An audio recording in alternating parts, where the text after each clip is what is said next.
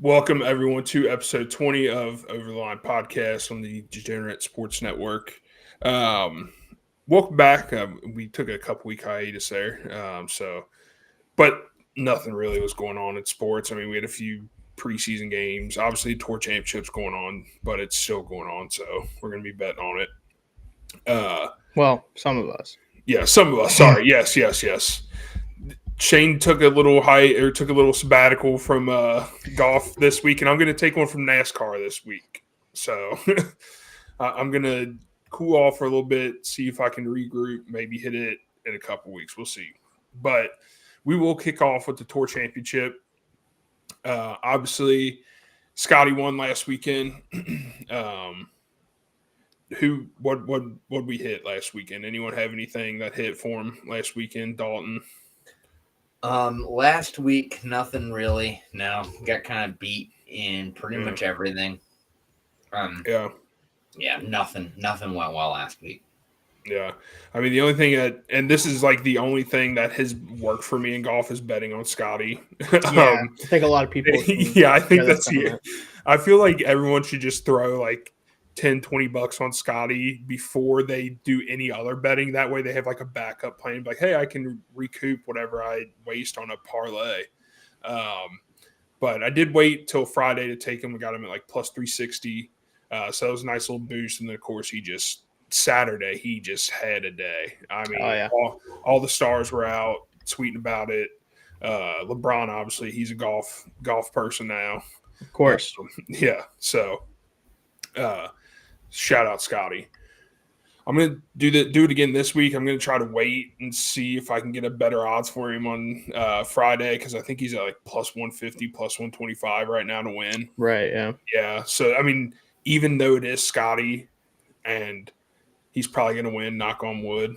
Don't want to do it too loud. My dog's going to start going crazy. But we'll see. So I'm just not going to take it at plus 125 yet.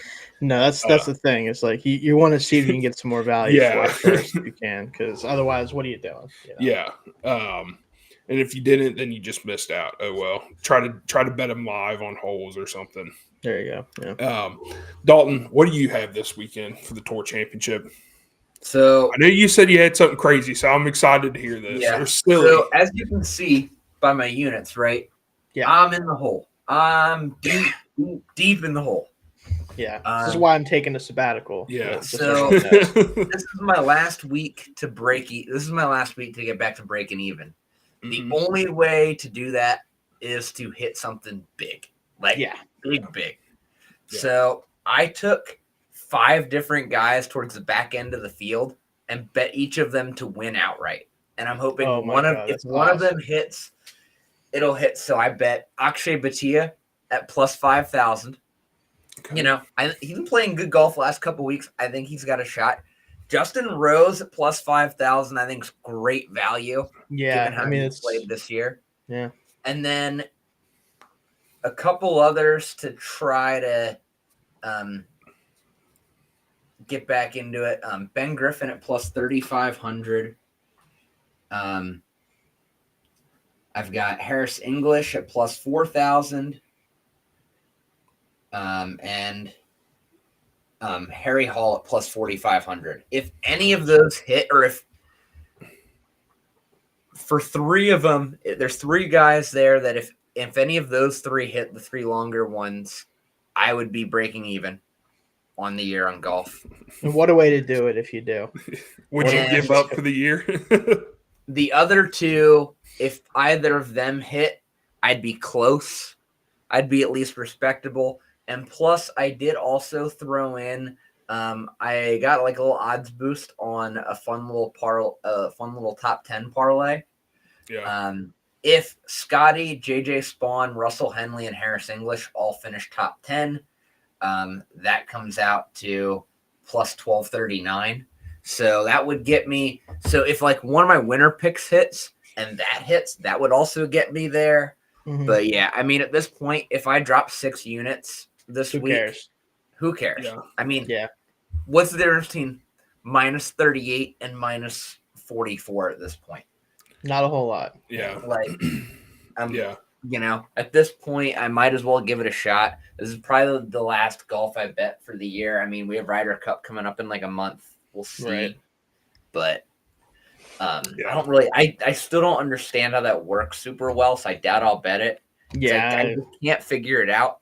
No. I'm just like, who won? Cool. All right. Let's wait for that to happen. I'm like, all right, sweet. Usually, though, when you don't know what I'm not even going to say that. No, all right. I was also feeling – I'm not even going to say that. Anyways. Yeah. I was also feeling a little bit silly, Dalton. I also have Justin Rose, but I only took him to go top 5 this week. Fair. I think that's a doable. Out of all the guys, I think him finishing top 5 was one of the more doable things. I thought had some great value to it still. That I felt comfortable in betting.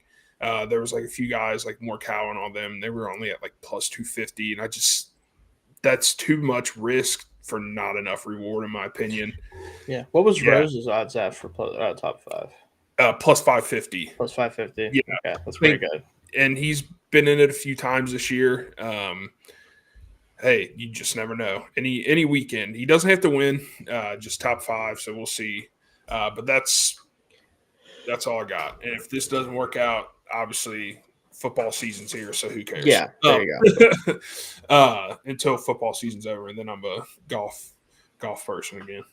All right. Next, we're going to do MLB real quick, and then we'll hop over to NASCAR just because, unfortunately, only one of us have NASCAR this week. But that's the only guy who probably should, based on those numbers on the screen. Honestly, yes. Fair. So it makes sense. Yeah. So I only have one play tomorrow, and I took underdogs, but I didn't take them outright. I took them all. They're all their run lines at plus 1.5. So I have the Royals plus 1.5 against the Rangers. I think Michael Lorenzen against Corbin Burns in that one. That's just a toss up at this point. Corbin Burns isn't what he used to be. I got Brewers plus 1.5 against the Cubs. Brewers are just, I know they've ended their streak, but they're playing ungodly baseball right now. And every time Yelich is in Chicago, he manages to hit like 4 baseballs off that big ass screen in right field. And it's awesome to watch. And then I have the Giants plus 1.5 against Padres. Just a division game, see what happens. I think Verlander's going for him. Maybe the oldie has something in him. So maybe. That's what I have. Those 3 plus 285. There you go. I have just one parlay too, and I have some of this, I think, same ones as you, but I'll have to say. The Athletics minus 1.5 at the Twins. Twins are just not a real team anymore since the trade deadline. They just frankly don't want to win, don't need to win, don't care to win. The Athletics are fun. They may not be good per se, but they're fun for sure. Nick Kurtz is going crazy, and all those young guys are doing great. So we'll see what happens with that, but I feel pretty good about that one. Cubs minus 1.5 because it's in Monaga. I'm gonna take Cubs. They're at home. Brewers have been playing unbelievable baseball, but I'll take them at home with Imanaga on the field or on the mound. So, Dodgers minus 1.5 because they're playing the Rockies. I don't really know if I have to explain it beyond that. I think they've won it. I think they've won one game against them this year, and it was recently. It was the first game of the series that they went there. I'm not gonna say that's gonna happen again. Probably at this point, especially Kershaw on the mound's been pretty good this year, despite being 38 now or whatever he is. Whatever. Yeah. Padres minus 1.5. Giants are just I don't know, man. Verlander's on the mound. He's been better recently. His last start was very good, but not quite the old Justin Verlander. So I'll side on team at home, and then I have the Red Sox plus 1.5. With I think it's going to be. I wanted to check this. It might be Luis Gil's first start of the year, or second. He's had a couple. He's had a couple now. Yeah. But Giolito has been really good for them. Sub 4 ERA. I think that they can at least keep this close to stay with that plus 1.5. And those 5 together are plus 3,167. Nice. I like that. That. Yeah. All right. For mine this week, I got a 3-leg parlay for MLB. Oh, you end up going with it. All right. Yeah. Oh, yeah. Sorry. I thought yeah. Oh, no. Okay. Sorry. My bad. You're good. But I just took pitchers I liked. Nice. That was my theme for this week. So That's fair. I'm taking Nationals money line at plus 118 against, and I just parlayed these together. I'm taking Nationals money line against the Mets, like Mackenzie Gore, not pitching great this year, but I think that's more the Nationals not being as good. I think he can still put together a good game. And then I got Padres money line against the Giants, Dylan Cease on the mound. And then I'm taking Cardinals money line against the Rays with Sonny Gray on the mound. Of course, yeah. Those three parlay together at plus 525. Nice. Pretty good. Three-legger. That's pretty good for a little three-legger. All right, Dalton, go ahead. Give out the NASCAR pick. You are the expert. So. You are the expert, yes. I got beat pretty bad last week, but I do have this week we're at Daytona. We're back at Daytona for the Daytona night race, though. So it's a shorter race. It's a 400-mile race instead of the 500 that we get in February. And the night race is just weird. If you look at like past winners over the last few years, the night race winners, I mean, you've probably not heard of most of the names. I mean, we've got guys like Harrison Burton, Austin Dillon. Yeah, just random ass names though. I think Austin Cindric won the 1 year. He might have been like top 5 finish, but yeah, a lot of random names. However, one thing I did notice in this race that is hard to predict. A lot of Fords typically win at the night race. I think Fords won 3 out of the last 4, or at least 2 out of the last 3 in the night race, and specifically the Daytona night race, not the 500. The night race is just a different animal. So I took Ford plus 160 as the winning manufacturer. I really like that value. And then I did also pick an outright winner with Ryan Blaney at plus 1100. I think of any Fords in this race, he is the best one, although that usually doesn't matter at Daytona because there's going to be a big wreck. There's going to be a lot of chaos. But I think he's got great value, and I think he's a guy that is usually in the mix most weeks. So I like the value there, but I think the real good pick this week is any Ford to win at plus 160. But yeah, it'll be fun. Great week for like weird paint jobs. So nice. Yeah, nice. It's a Saturday night race. Yeah. That so no one will watch because there's finally college football on. Yeah. Yeah. So if you like art, tune into NASCAR this week. There you go. Yeah. Never sentence I wouldn't normally think to say, but there you go. So yeah, that is NASCAR. Take it from the resident expert there. Dalton, I know you have some PLL for us. I think it's playoffs, isn't it? Playoff time. Yeah. Yes, PLL playoffs. So we've been off for a week, and I think that might have a little bit of an impact. But I mean, all these teams have already played each other at least once, if not twice this year. A lot of them have played each other twice. Just something to just kind of keep an eye out for.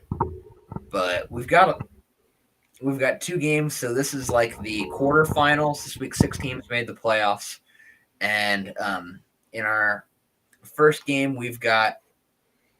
Let me pull it up here. I scroll way down for that. We got Maryland Whipsnakes against Philadelphia Water Dogs. These 2 teams, they've both been kind of disappointing this year, but I think the Whipsnakes just kind of have a little bit more of that championship pedigree, and they got a lot of vets, and I think they're going to get hot at the right time towards the end of the year. They had a comeback win just to make the playoffs, and I think they take care of business against the Water Dogs, who are kind of limping into the postseason. So taking Whipsnakes money line at minus 110. And then we got the Chaos and the Redwoods. I'm taking the Chaos money line at plus 100. The Chaos, they're very up and down. But again, I think they're a team that will find a way to figure it out in the playoffs. They usually do overperform once they make the postseason. And the Redwoods are just bad. Like, they just don't have a lot of talent. They're not a very good team. They kind of snuck into the playoffs. I think they get bounced in the first round here. So that's what I got. There's Chaos money line and Whip Snakes money line. Nice. All right, cool. Like it. All right.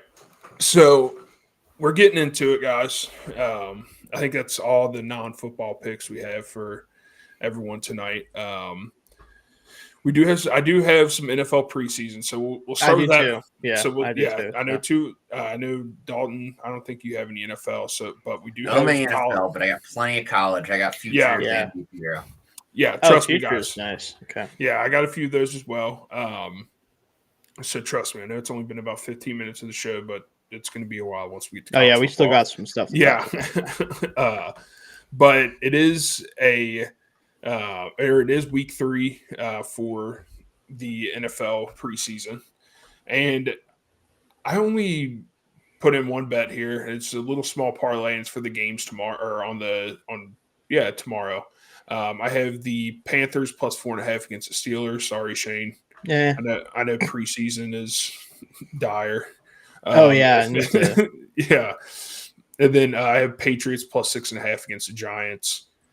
I honestly, it's a coin toss whenever it comes to week 3 preseason. I have no idea what's going to happen in these games. I'm just going to take the teams with the points, and hopefully it shakes out for me. But those two together is plus 269.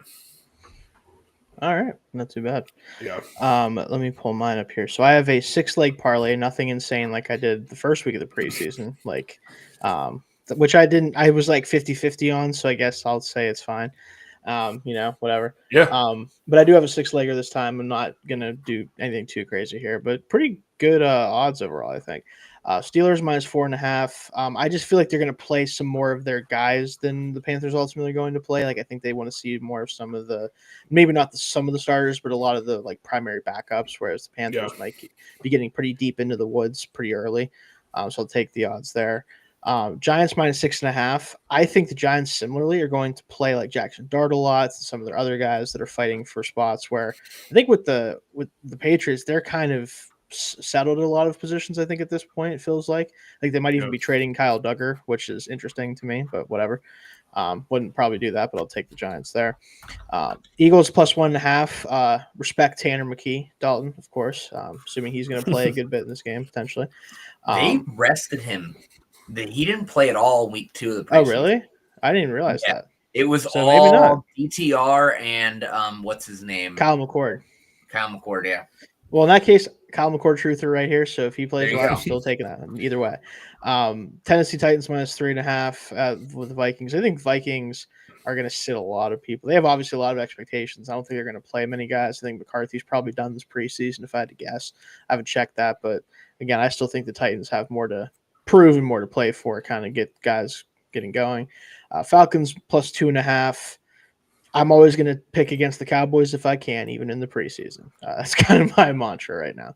And then the Bears plus 2.5 at the Chiefs. Bears, again, they looked phenomenal in the Bills preseason game last week. I think they still have lots of things to work on and to figure out. So they're going to play a lot of guys probably too. Also, shout out Tyson Bagent, little 2-year, $10 million extension for the undrafted free agent. Love to see that. It's back in quarterback. But all those together is plus 4,445 on a 6-legger. So pretty happy with that. Yeah, that's nice. And then after that, I think we have a week off, basically. Yep, week off, and then the first game is, I think that the kickoff game is the 3rd of September. But and then we also have a game that Friday, the next day. Yep. Where's that being played at? In Brazil. Yeah, something like Brazil. That. Somewhere in South America, so that'll be fun. Wasn't last year the field was like super wet or something like Jordan that? Love got hurt, and a bunch of other guys had stuff. Hopefully a little better this time. Yeah, hopefully a little better this time. Hopefully, but I mean, if the Chiefs are playing in it, they got a good side guy. Yeah. But let's go ahead, kick off into college football week 0. We made it. Everyone, we finally made it. We have regulation American football being played. There are, I think, like 5 or 6 games total this weekend. 6, maybe 5. I forget. 5. Yeah, it's 5. I bet. It's 5. I bet every game in a parlay, so I have it. But There's one game here that I'm super interested in. I think everyone is, and this one being played in Ireland. It's Farmageddon, Iowa State, Kansas State. There you go. So I think that's going to be the crown jewel of the weekend for everyone. I think the Kansas or Fresno State game could be good. So we'll see. But Shane or Dalton, you want to go ahead and kick us off here? Go ahead and just give us your game picks, and then we'll get into the futures. So after that, for the games this week, so are we doing all the games, or we're just going to go whatever for each game? We can go around for each game. If you don't have the game picked, then we'll just pass off. So yeah, there we go. Okay. Yeah, so we'll kick off with the Farmageddon game. We'll just go in order. I think that's the first game of the weekend. That's at noon on the 23rd. So I got so we're Kansas State and Iowa State, I'm taking Iowa State plus 130. I just think that they're kind of returning a little bit more. And I don't know. I feel like this is, at the end of the day, really what this is a toss-up game. I think the Big 12 is going to have a lot of toss-up games this year. And I feel very comfortable just anytime it feels 50-50, taking the team getting plus odds. Yeah. I like it. Shane, you got a pick for this game? I do. And honestly, both of these teams I think are pretty good teams, and I think they match up well. But I'm going to take Kansas State minus 3.5. They are since 1989, right? So in recent-ish history, they're 26-9 against Iowa State. Like, they have dominated this matchup. Now, obviously, every year is different, but I feel like both good teams, both starting the season off. I like the quarterback play for Kansas State a little bit more with Avery Johnson. I think he is a little bit more to him than I think it's Bachmeier's still there, if I'm not mistaken, for Iowa State. I'll give them the edge in week 0 here, and I'll take the points minus 3.5. Like it. I did kind of take a cop out in week 0. I'm sorry, guys. I am taking some of the overs and unders in these games, but not all of them. Just 3 of them. But I am going to take over 50.5 in this game. Life's too short to bet the under. There you go. Especially in college football. Exactly. Especially college football. Even with some great defenses, it can get a little squirrely late in the fourth quarter, and all of a sudden 28 points go up on the scoreboard in 3 minutes. So I'm going to take the over in that game. All right. Next on the docket, we have Idaho State. Sorry, I almost said Iowa State. Idaho State and UNLV. So we got the Vandals. I wish they were playing at their stadium. Have you ever seen their stadium? I have, yeah. It's like, it looks like a half like can or something. I don't know. It's weird. Yeah. Yeah. But this one, UNLV heavily favored. I'll go ahead and kick us off on this one. I took the over in this one again. UNLV loves to put up points. In these early games, these smaller conference schools and these schools in the FCS and FBS, like all that, they love to put up points, and they can give these teams a run for their money. So I'm going to take the over in this one. It's at minus 112. Sorry. All right. I do think there's going to be a lot of points, but I do think this is going to be a game that UNLV just runs it up. I'm taking UNLV minus 24.5. Idaho State, if you look at last year, especially and just historically, they are a average to below average FCS team. And UNLV is like a fringe top 25 FBS team at this point. Yeah. I just think that this is going to be kind of just a very much just beat on them tune-up game. Yeah. Yeah, I don't really disagree that much, but just something tells me that it's going to be one of those weird grinded out games that FBS teams have sometimes against these guys, especially early in the season. I don't know, something's telling me to take plus 26.5 for Idaho State. That's what I was able to get it at, was plus 26.5. I feel like that's over 3 scores. I think I just for some reason feel like that might be the better bet. It's minus 110, so it's not a big difference there between what I could have gotten for taking the UNLV side. But sometimes you get those weird games where I do think UNLV is a good FBS team. I don't know if they're such a dominant one that I'm going to be willing to take over 3 scores in week 0. So yeah, And with UNLV, like you said, their fringe top 25 team, they're going to be a team that has to be on their A game from the beginning. So this is going to be a huge test for them, I think. So can't underestimate your opponent. Next game on the docket here, we have Sam Houston at Western Kentucky at 7 o'clock that night. Shane, why don't you go ahead? Do you have a pick for this game? Yep. I got Western Kentucky minus 10.5. They're known for putting up the points, and I don't think that Sam Houston State's going to be able to really give them a huge threat here. I think that they'll keep it within a couple scores, but minus 10.5, like 2 touchdowns, feels pretty good to me at minus 110. Yeah, and I took the over in this one over 61.5. Like you said, Western Kentucky puts up points. I'm sure they have a quarterback down there that's throwing like 8,000 yards and 1,000 touchdowns. You have a quarterback. Yeah, so they do every year somehow. So, I feel like the league is littered with Western Kentucky quarterbacks that are not actually good, but So I took the over in that one. Yeah, I'm right there with you. I got it at 60.5.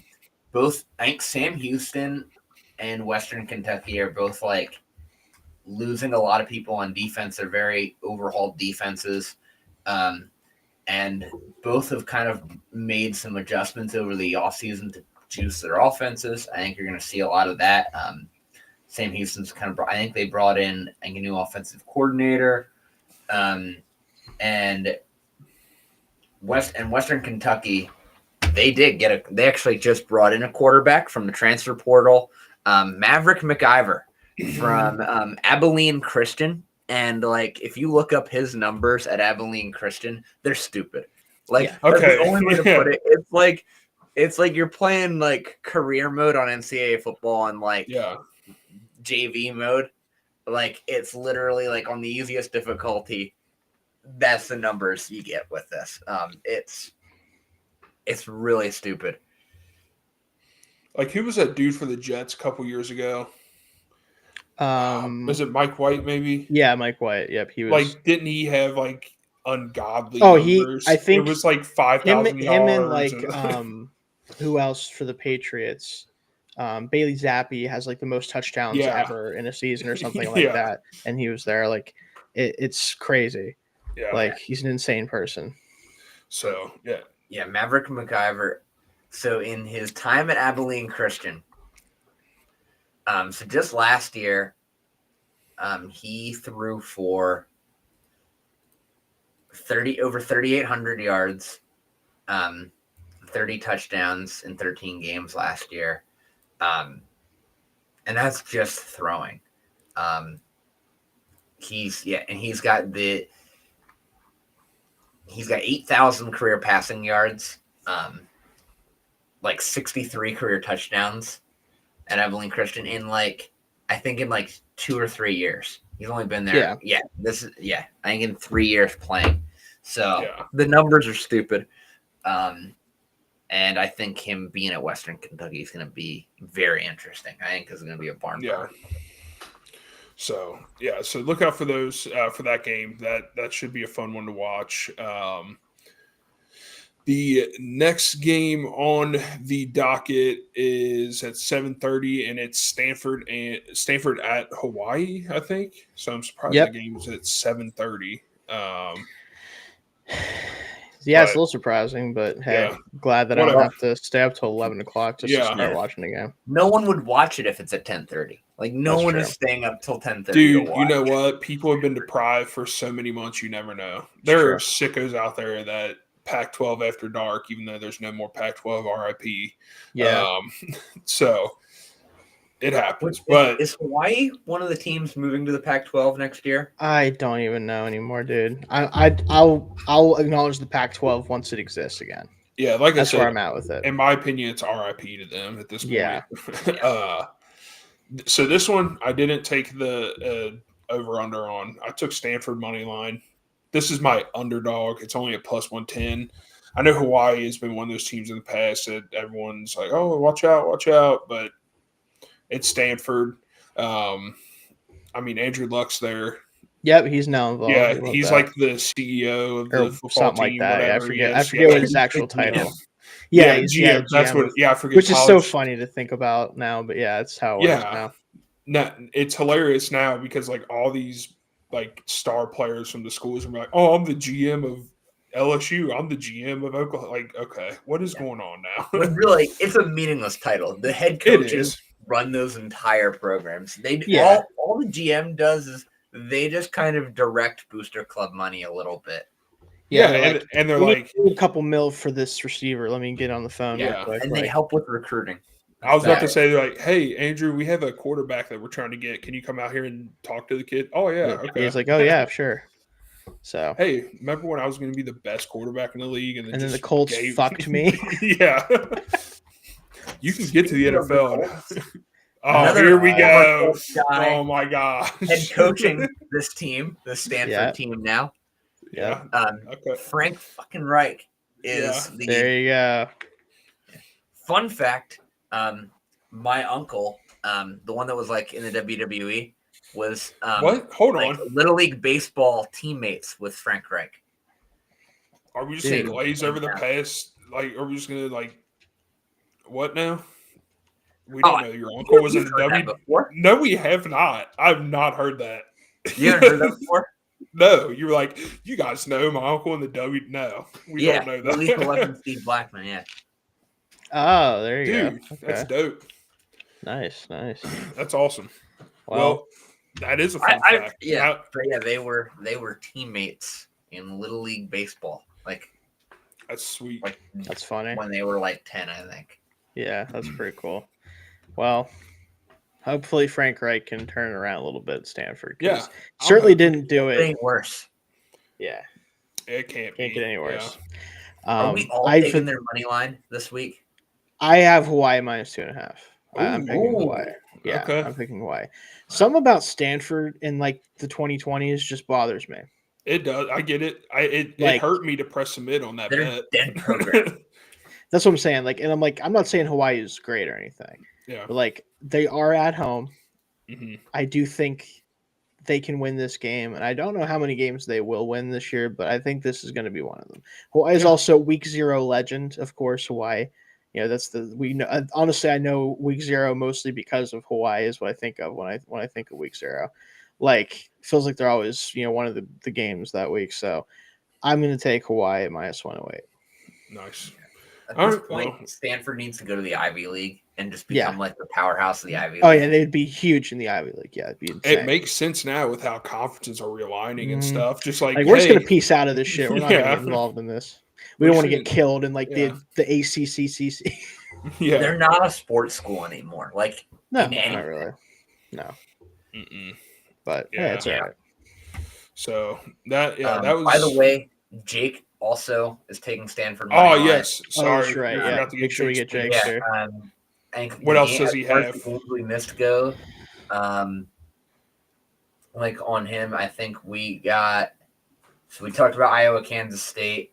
Iowa State, Kansas State. He's taken over 15.5 in that. Nice. And he is taking Idaho State plus 26.5. All right, boom. Me and Jake on the Idaho State side. There you go. And he's taken Sam Houston to cover. Okay, cool. All right. But we will say Jake is also like an FCS stan.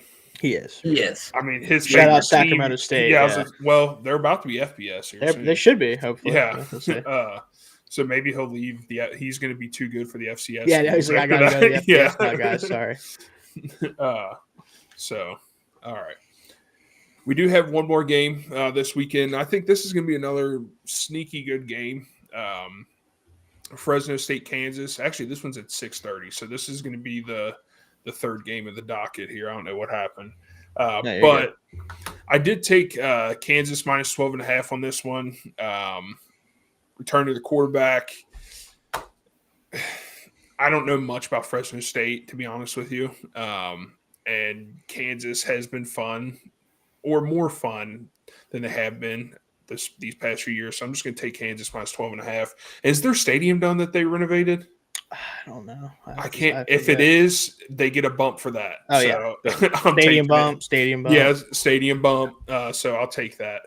-12.5. Yeah, same. Almost taking Kansas -12.5. I mean, Fresno State is like an average to above average Pac-12 team. It's kind of the best way to explain them, depending on the year. They're not Pac-12, Mountain West. Sorry, they will be in the Pac-12. Hey, I believe. might as well be Mountain. It might as well be the Pac-12. That's basically what the Mountain West is about to be. So. Yeah. And then Kansas. I think with Kansas, one of these years, Jalen Daniels has to put it together. He's been in college forever at this point. Maybe they get off to a hot start this year.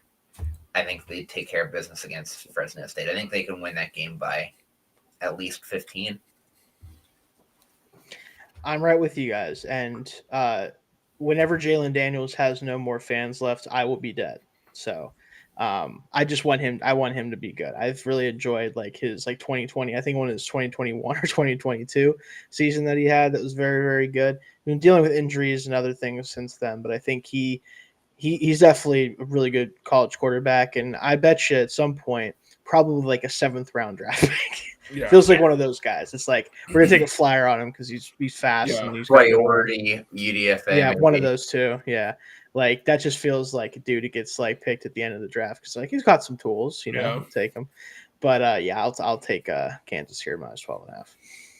He could possibly do something else other than quarterback in the league. I think he's good athlete. Yeah, so I think he could transfer over to something else if he wanted. So. Did you guys parlay your picks at all? Yes, I did parlay my picks. Shane, what's your parlay at? Mine is just under plus 2,500, 24.98. Nice. Dalton, what do you got? I'm at plus 32.30. Plus 32.32. Beating my ass this time in the parlay. Damn, I was hoping I was going to be the top one. I was at plus 2,618.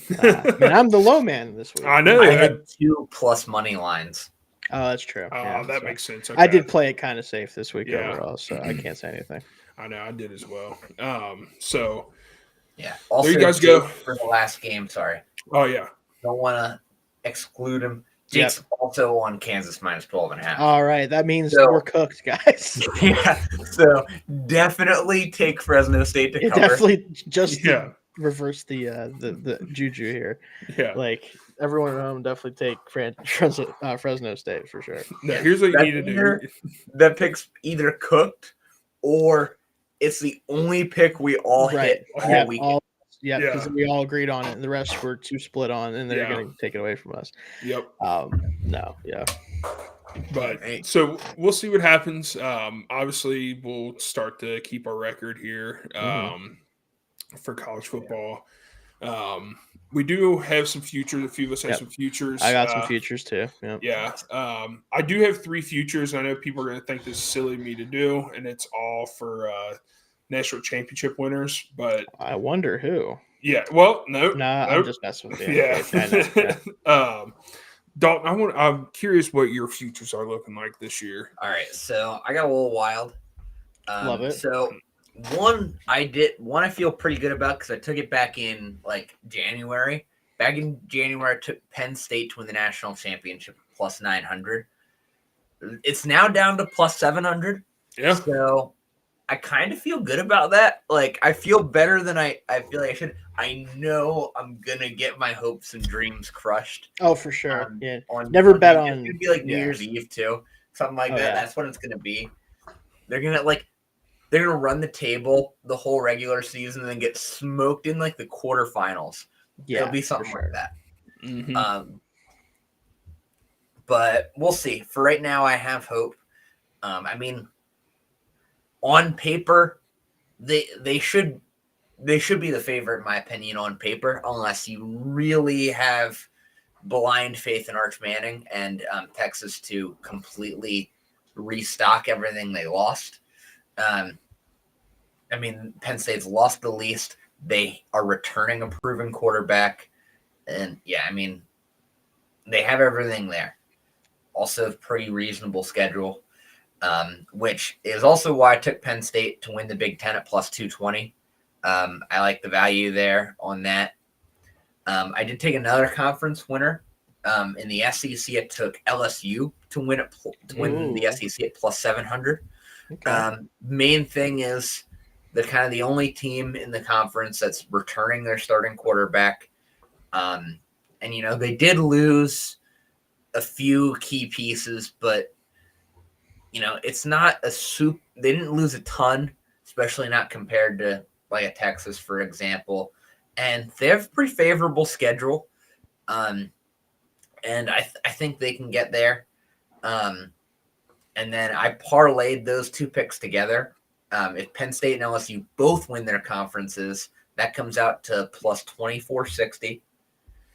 And then I got two more. I did take a wins parlay. I did parlay. I could only put three together. I had like 9, but I had to take a bunch out because I think if teams play each other, you can't parlay them together, which is just stupid. But I got Arkansas over 5.5 wins. When we get into, assuming the year goes the way I think it will for him, when we get into the draft, when we get back to doing the draft show, I think I'm going to be a big Talon Green guy. Yeah. I think that's what's going to happen. I just think that a lot's going to go, especially if that offensive line gets a little bit better. I think Arkansas, they're going to get at least 2 wins minimum in their cupcake non-conference schedule. I think they can find 3 wins in the conference. And then I think they can find 3 or 4 wins in the conference and win 2 or 3 non-conference.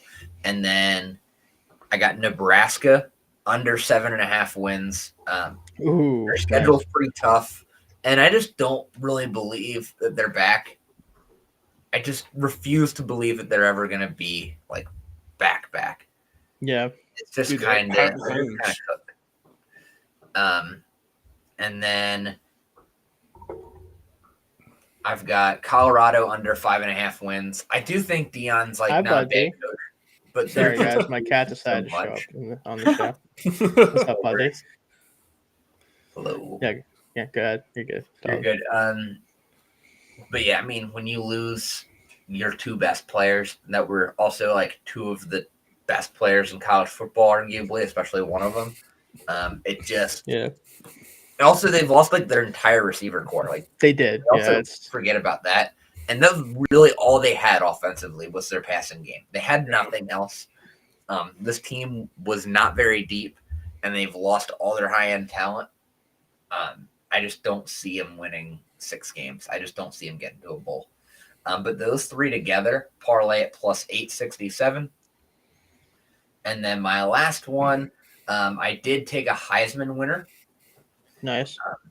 I took Lenore Sellers to win the Heisman at plus 1,800. When you really look at like the options on like the Heisman, there's not a ton of good options. You look at the top, Arch Manning. We have not seen him start a full season yet. He's already crowned Heisman. Play a handful of games. What's that? I said he's already been crowned the Heisman, national champion, MVP.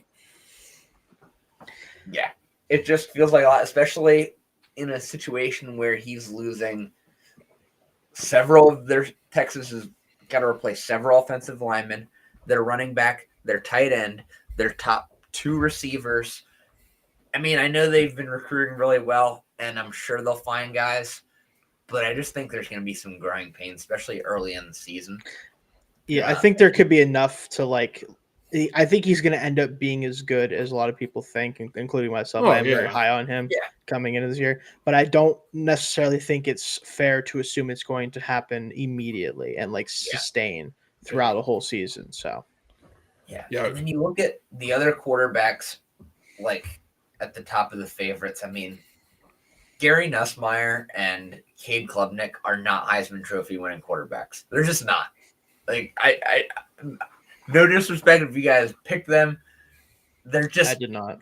I just don't see neither of them scream Heisman winning quarterbacks. Drew Aller's going to hand the ball off too much to win the Heisman. Carson Beck, get out of here. Yeah, get him out of here. Sam Leavitt, get out of here. I like Sam Leavitt, but come on. Arizona State's not going to be good enough for him to win the Heisman. The Heisman is it's a little bit of a weak field this year to start off. And I mean, Jeremiah Smith is probably like the real competition, but he's going to have a brand new quarterback. And I just don't know if he's going to get enough production. And again, it's a quarterback award. I think if South Carolina wins 9 or 10 games and makes the playoffs, Lenore Sellers is winning the Heisman. And I think that offense is going to be completely predicated on him.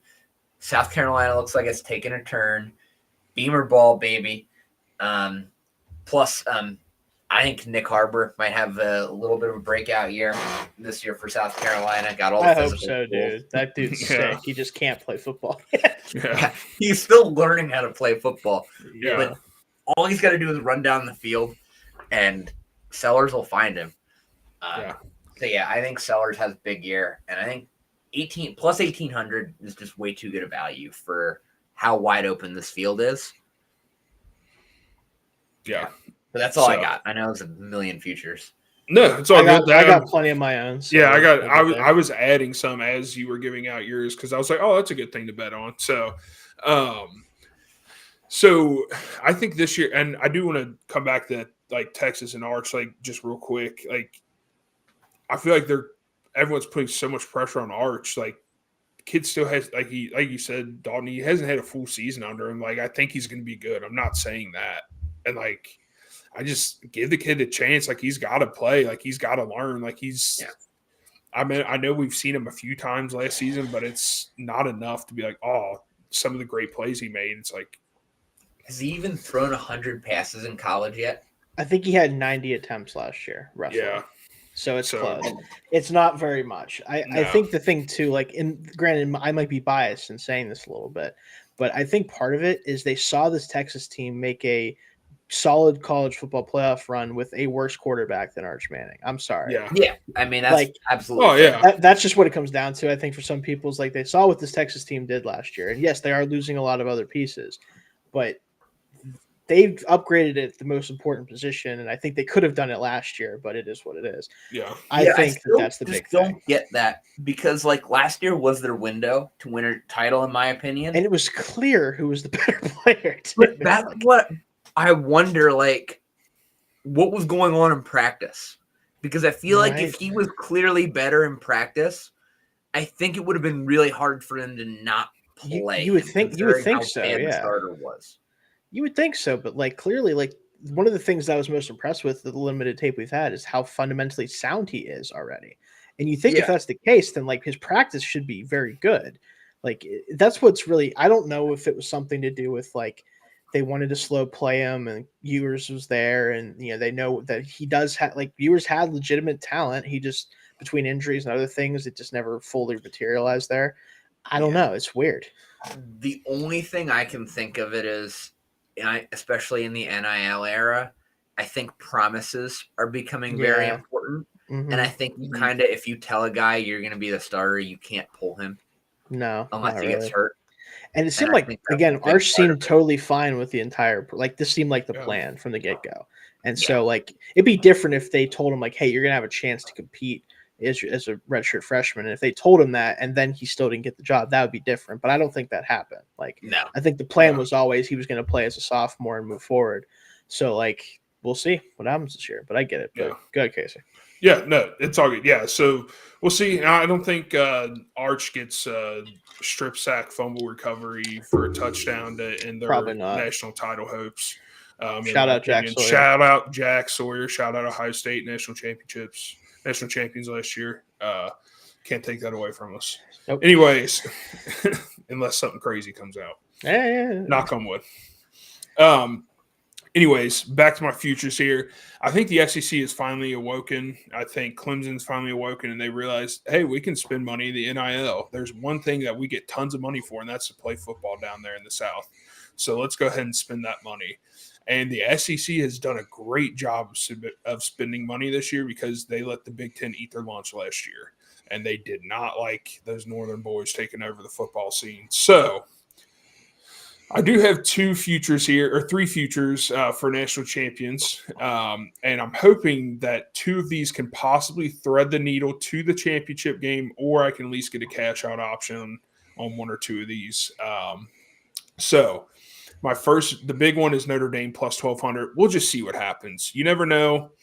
I mean, who knows? They're in a window possibly. They made it. I hope last year wasn't their Super Bowl or national championship, quote unquote, where they just make it to the game. So we'll see. And then I have Clemson plus 1,000.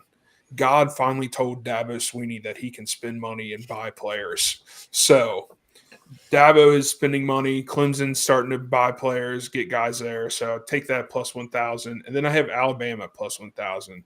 Another school that's like, hey, we have tons of money and people love us, love football, and they're tired of seeing what product we put out there last year. So let's go ahead, spend some money, get some more guys in here. And I think that was just an overall theme in the SEC.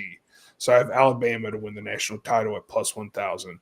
I'm really hoping that somehow Clemson and Alabama can possibly sneak their way into this title game, or at least the semifinals. I can cash out or something. We'll see. But those are my national title winner picks. And then I have 2 hot. Real quick, sorry. No, you're good. Go ahead. Winning the national championship, that was my long shot. That would be the worst thing to happen to college football. It would be. Because if they do that, they'll never join a conference. No, they'll never join a conference if they win a national championship. Well, see, we don't have to do it, guys. We don't have to do it. And this is nonsense. Their schedule is the dumbest thing in the world. Every year, they play a fake tough schedule that on paper looks like a legitimate Power 5 schedule, and it's not. They play nobody. Like, they really don't play anybody. The best team on their schedule this year might be Miami. Like, and they're quarterbacked by Carson Beck. Yeah.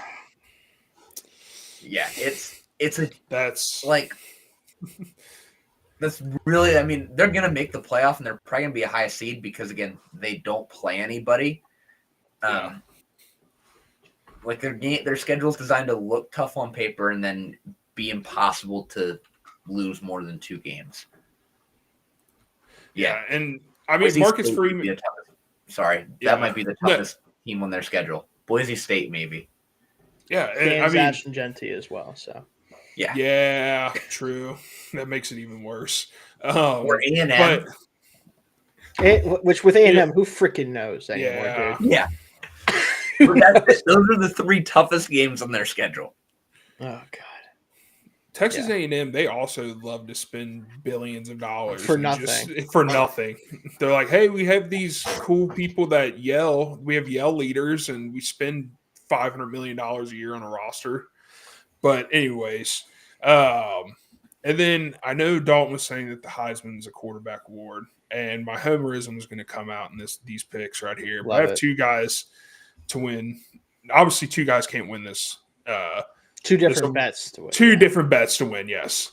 Co-Heismans, bro. Co-Heisman. Hey, you never know.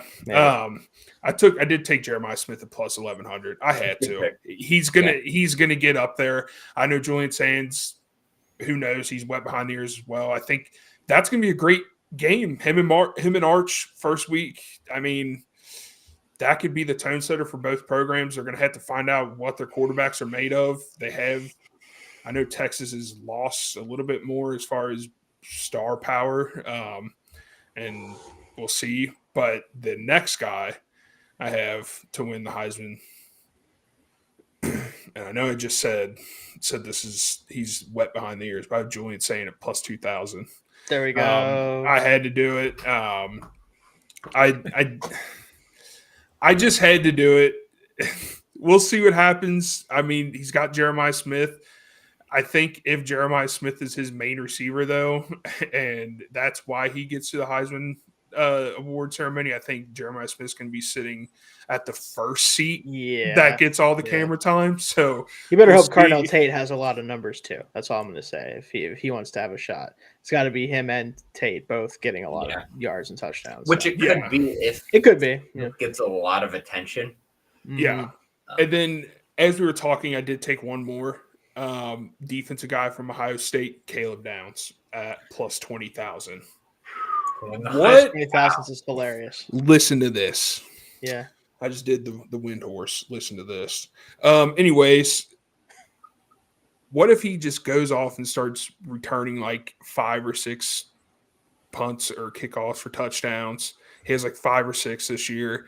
He's got like 8 interceptions somehow, just cruising the same. Yeah, like fumble recoveries. Like, dude, who knows? I mean, I know it hasn't happened in however.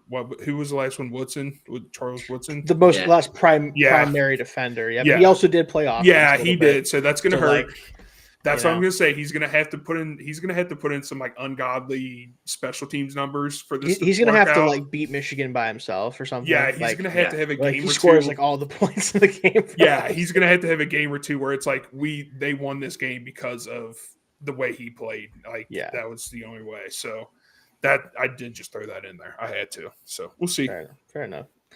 Please tell me, Casey, because I'm not very familiar with Julian Saiyan. Please tell me his nickname is like Super Saiyan. Please tell me it is. I don't know if he has a nickname yet, but if it's not, please do that. I think that'd be sick. Hey, you go ahead and coin it. I'm gonna have to coin that myself if it's not already a thing. But no, I don't know much about him. Hopefully, he's pretty good. I don't think anyone really does. So that's why it's transfer from Alabama, I think. And and he's a redshirt freshman, right? Yeah. Yes. Yeah. Okay. And to like just give a little background on this and why I think it could be a little shaky is because Ohio State's backup quarterback is only at plus 8,000 on the Heisman odds. They're hedging their bets in case he. Plays, so we'll see what happens. This is definitely a gamble. Plus 2,000 was a little scary to me, but I had to take it. Well, if you're going to take a gamble on the betting show, that's where you do. Yeah. So, anyway, I have some futures myself. I have one national championship pick because I didn't want to just pepper it with picks right now. I'll save that for later in the season. A couple different Heisman potentials, and then a Power 4 conference winners parlay. So let's start with my championship pick. Now, I don't necessarily think they're going to actually pull it off, but I like the odds compared to some of the other teams ahead of them. Clemson plus 1,200 to win the national championship. Yeah. This roster is, I know there's a lot of loaded rosters, but they've got some true NFL high-end talent on this roster. TJ Parker, Peter Woods on the defense, Antonio Williams at receiver, Terrell at corner. They have a good offensive tackle, Blake Miller. They have another defensive tackle, Capehart, who's a pretty good player. Klubnik, I'm not sure where I'm at with him in that regard specifically, but as a college quarterback based on last year, one of the better ones we got going, right? Do I think he's a Heisman winner? No, but I think he's one of the better just college quarterbacks going right now. They have what it takes on offense and defense to make a run, not only because they're in the ACC and should have a pretty easy go of it. If they can win the ACC comfortably, maybe even finish undefeated in conference, get a pretty high seed in the college football playoffs, get a favorable matchup or two, they could easily at least make a shot at it, I think, this year. So I went with them of those kind of top 10-ish teams. I like the odds on them the most. For my Heismans, I took 3 different ones. I took one that's closer to being a favorite, but not quite, kind of a mid-tier one that I like, and then a more of a longer shot one that I also like. So I'm with you, Dalton. Norris Sellers. If I had to decide today, my actual pick for the Heisman, it would be him. He's just a freak among freaks, right? When you're picking Heisman winners, dudes who can run and throw like he can, always a really good bet to make, especially on the South Carolina team that I do think is going to be good enough to compete for a spot in the playoff, just like they almost made it last year, right? I do think they're going to have a chance to do that. My middle tier pick, John Mateer at Oklahoma. I'm intrigued what that Oklahoma program is going to do on offense. They have a lot of talent over there. He was a really, really good player for Washington State last year. I'm curious how he looks in a higher tier program. Getting some draft buzz too. He is, yeah. We'll see about that. That'll be for February on. We'll talk about it, I'm sure. But yeah, really talented guy, really good, especially college type quarterback with that runner and thrower mentality the same way with Sellers. And then my little bit farther down the board, but again, with Genty. If it was any other year, Genty would have won it last year at running back. I think running backs can still win this award. And if one is going to, it's going to be Jeremiah Love out of Notre Dame, plus 4,000. Mateer, by the way, plus 2,500 for his odds. But Love plus 4,000. I really like the value on that because if Notre Dame is going to make another run, it's going to be on the back of Jeremiah Love. Like he's going to have to carry them, I think, in my opinion. New quarterback. I actually like that a lot. Yeah, plus 4,000 for a dude who's as talented as he is, and they're going to be leaning on him, I think. I think the odds are pretty good because, again, the quarterbacks, like, I think there's quarterbacks that are really good in college football right now. I don't know if there's many that are going to be like the stat fillers that have won this award before, right? So, and Notre Dame doesn't have one, so they're going to be giving Love the ball 25 plus times every game. Yeah. They're playing a bunch of teams that they should be able to dominate up front almost every week. Yeah, I could definitely see him having like the thing is what does he have to put up to win a Heisman? Like I think probably 1,800 yards rushing.